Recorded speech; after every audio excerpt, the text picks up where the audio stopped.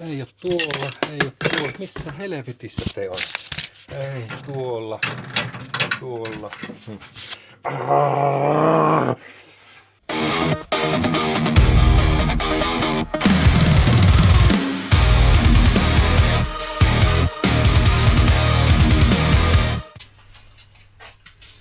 Morjesta pöytään. Tässä kun on tallia siivoilemassa, niin tuli mieleen, että voisi samalla vähän kertoa, että mikä tämän kanavan idea on. Elikkä Heavy Mekaanikko kanava. Mikä se sellainen on? No, nimihän syntyi siitä, kun itsellä on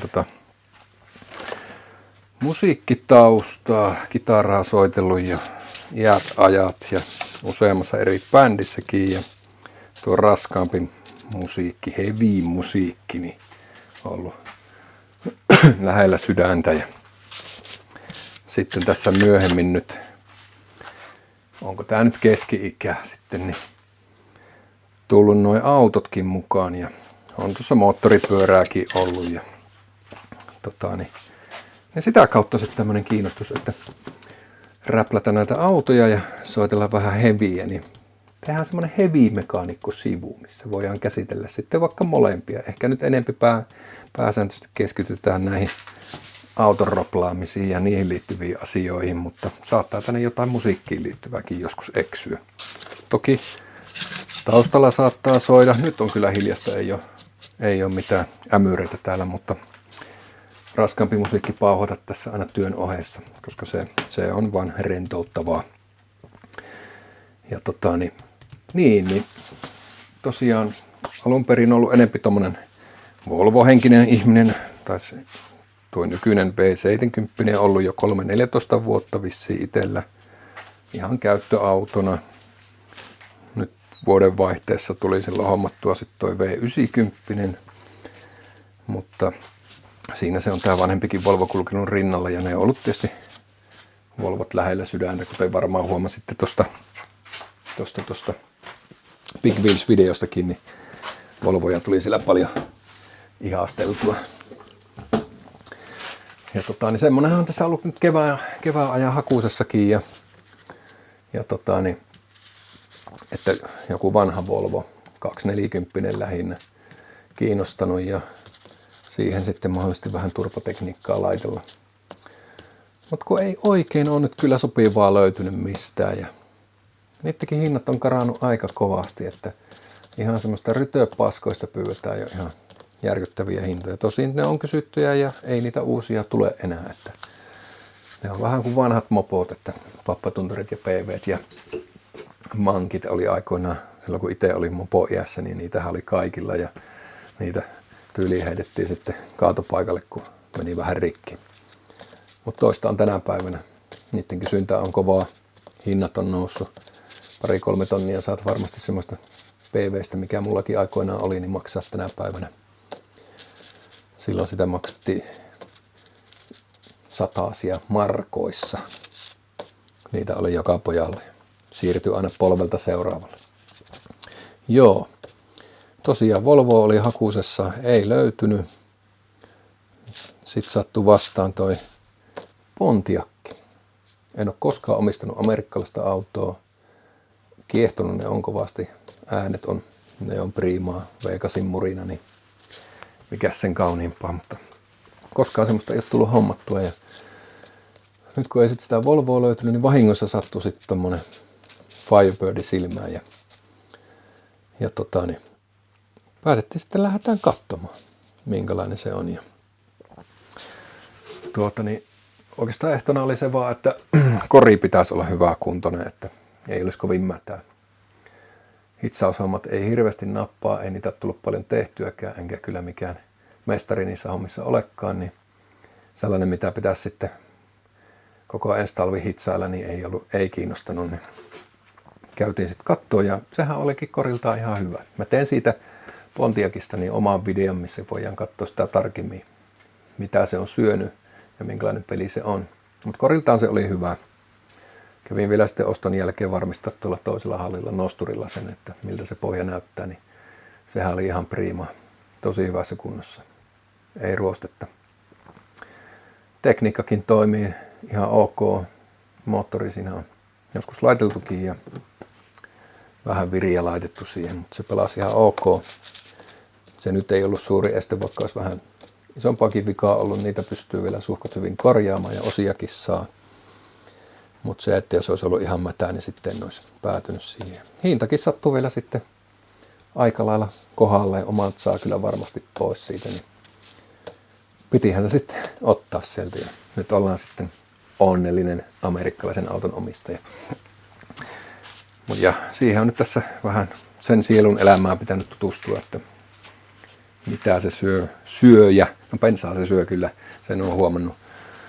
Mutta kyllähän sen alustavasti näyttää siltä, että onhan se ehkä huomattavasti mukavampi raplata tämmöistä vanhaa autoa kuin näitä nykypäivän autoja, mistä saat purkaa konehuoneesta 5 tuntia aikaa tavaroita eestä, että pääset vaihtamaan jonkun nipaan sinne. Niin tässä on tilaa niin kuin joka puolella ja tuntuu, että kaikki on niin kuin käden hollilla, että helppo vaihtaa tai korjata. Ja siinä mielessä näyttäisi, että ihan mukavia autoja roplata.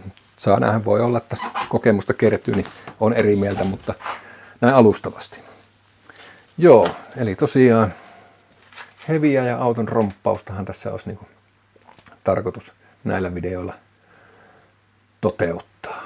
Ja tosiaan en ole mikään ammattilainen, olen vasta tässä viime aikoina perehtynyt näihin autoihin, jotain perusjuttuja tiedän, mutta en sen syvällisempää, mutta tekemällähän niitä oppii.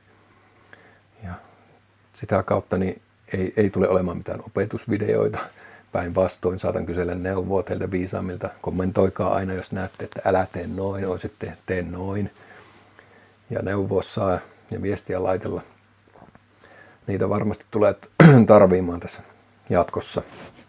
Mutta kun aihe kiinnostaa, niin miksei sitten lähtisi toteuttamaan niitä.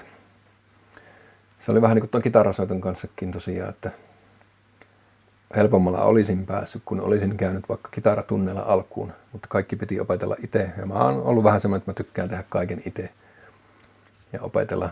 Aina ei, tai hyvin useinkaan niissä ei aina hirmu hyvä tulos tulee ja onnistu, mutta se tekemisen ilo ja sitten kun siinä joskus onnistuu, niin se ilo on siitä suurimmillaan, kun sä saat, että jes, tämähän menikin ihan mallikkaasti, eikä tämä nyt mitään rakettitiedettä ole.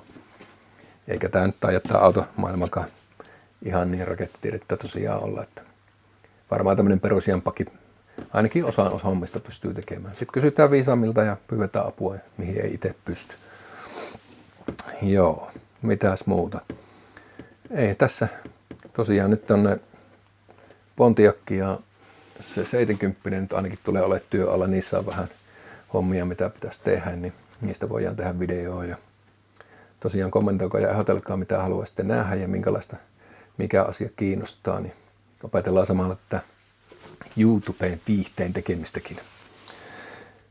Joo, mutta tosiaan amatööriin niin varmasti tulee kommelluksia olemaan, että ehkä siitä jotain viihdettä ainakin sitten syntyy. Kun katsotte, kun meikäläinen töhöilee. Tosiaan nyt ollaan tässä kotihallilla tai autotallissa. Tämähän on niin pieni talli, että tänne ei mahu kuin joku pikku Fiatti ehkä voisi mennä, jos raivaisi tämän, mutta Pontiacia ihan turha tänne yrittää saada. Joo, sitten on toinen halli, missä voi käydä nostureilla ja muilla tekee sitten isompia remontteja. Mitäs? Tuolta kuuluu jotain ääniä tuolta ulkoa. Pitäisikö meidän käydä katsoa, mitä siellä tapahtuu? Mennään.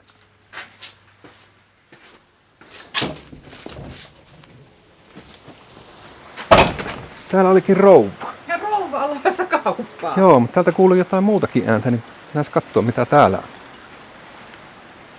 Se tuskin täällä oli touhuamassa, mutta eihän sitä koskaan tiedä, se on tekevä nainen.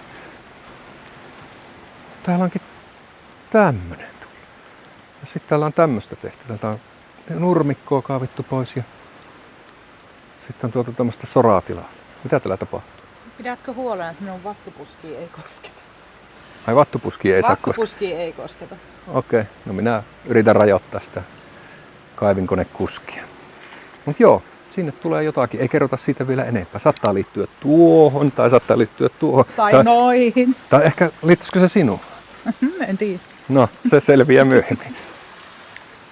Jes, palaamme seuraavassa jaksossa. Moi moi! Ja hopsaps, eipäs vielä karata mihinkään. Se on sanomaan, että jos yhtään kiinnostaa, niin pistä kanava tilaukseen. Se on sulle vaan 1 napipainallus, mulle se on paljon enemmän. Näin. Ja nyt, heippa ja ensi video. Moi!